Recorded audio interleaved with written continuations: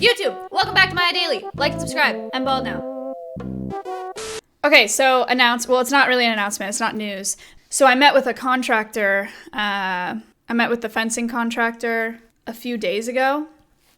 Also informed them of the whole corona situation. Don't worry. But to be honest, I don't think that he was very concerned. His text tone was an audio recording. Thank you for the 5. An audio recording of, and it said, "I'm Donald Trump and I approve this message."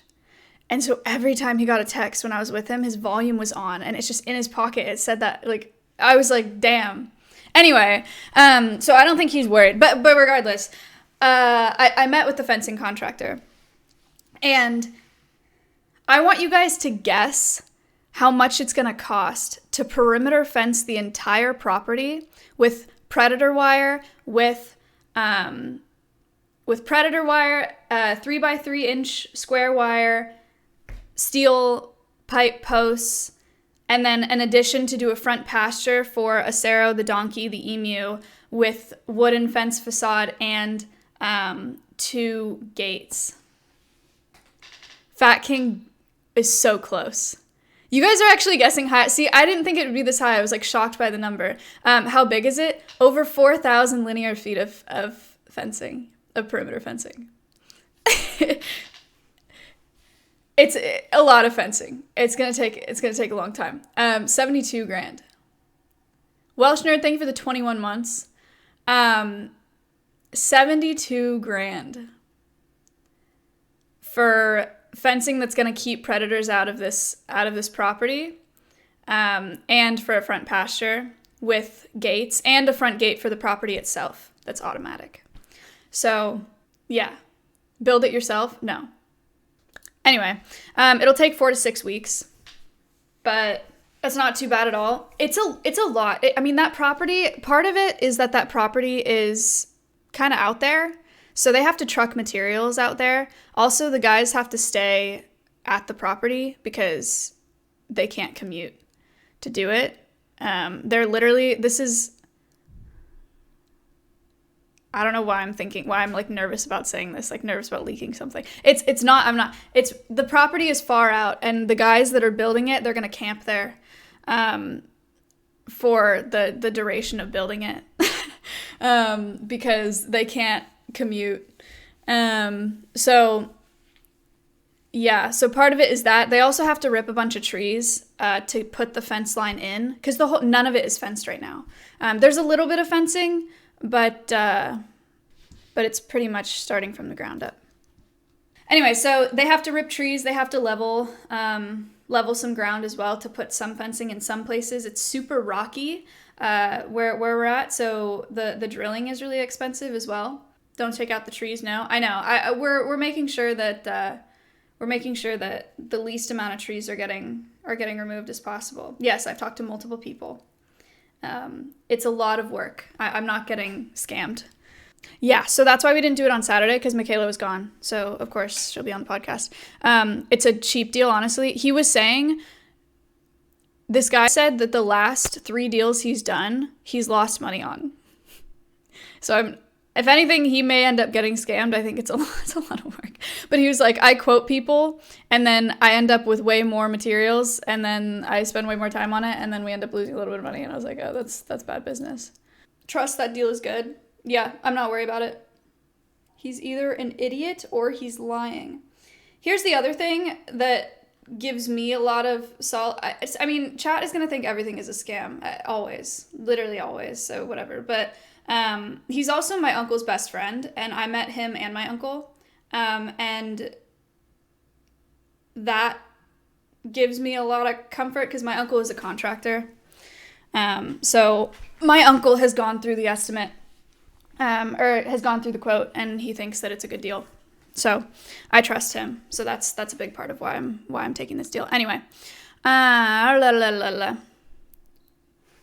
scammed by uncle? No, my uncle's not making any money off of it. He literally just came to meet me out there because he didn't want me, because he knows that I don't really know what I'm doing, and he's a contractor. And he was like, I know a fencing contractor. He's a good friend of mine. So he met me out there with him just to walk around and, explain to me what the guy was saying. and then look over the quote for me and make sure that it was a deal that I wanted. Plus, my uncle's gonna build a couple projects out there for me because he's super handy. Russell needs water. Really? Is he live? It's so weird, man. Russell's in his room. Oh, he is live. Russell's in his room a lot of the time anyway. But it's so, last night I made dinner for everyone, and I'm so used to everyone, coming up and, getting a plate, and I had to bring Russell tacos. I just, left them right outside of his door and sent him a message on Discord. It was actually really sad. Oh, yeah, coin flip. Chat, I'm live. Maya, if it is not a bother to you, maybe you could put on some gloves and fill up my water bottle with some ice and water. But if you want to, you can just get me a normal cup as well. But I'm gonna leave this right outside the door. I'm not doing that. I'm just gonna bring him a water bottle. I'll just bring a bottle or cup. Okay, fine. We can do that. Hold on. You bring 2 cups, and then I fill it up with this water bottle. Sure. All right. Whatever. Big brain. 2 cups. I filled it up with this water bottle. Can you bring some ice, though? Oh, my God. You're pushing it. Yo. Out of breath. I just ran up the stairs. Your wonky headphones annoy me. I don't like having both on. I like being able to hear myself, so I know I'm not loud and annoying. No one wants to go live when Miz is up, lol. Oh, that's true. I mean, we're not stupid. Especially me. I should never be live when Miz is live. It's just bad business. Honestly. Orion has, they built his enclosure. It's outside. It's super nice. It's actually within the dog run, but I have to grommet some of the tarp on the top of it because if he did happen to get untethered in there for whatever reason, he could squeeze out. So I don't want to put him in there until I grommet the tarp. Show us. I can probably find a picture of what it looks like. It's like that. It looks like this. Oh, it's this. Yeah, it's this. Except the tarp isn't like this. The tarp is nicer than this tarp. So, yeah, that's it. It's pretty nice. He's gonna like it a lot. I'm excited for him to get out there.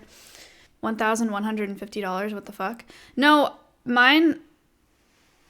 I mean, it's not a lot better, but mine was $900 for all of it.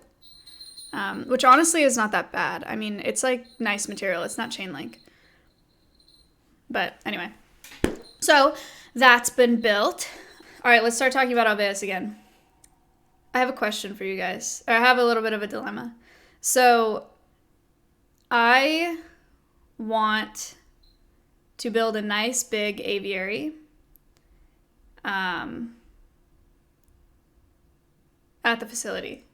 I want to build a big aviary, right, for the 2 parrots that I'm picking up. Right now, I'm picking up an African gray and a blue-fronted Amazon.